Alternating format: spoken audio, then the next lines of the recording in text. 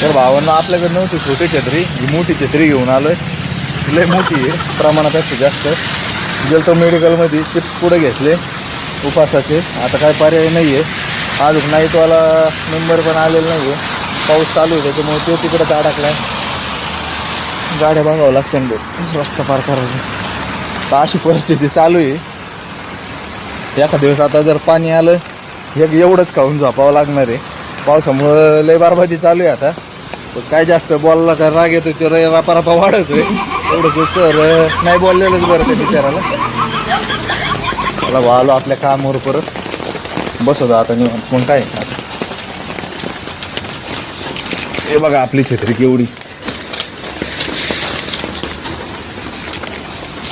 इकडून नाही दिसत तुम्हाला, इकडून दिसत. मोठी आंब्रेला आहे.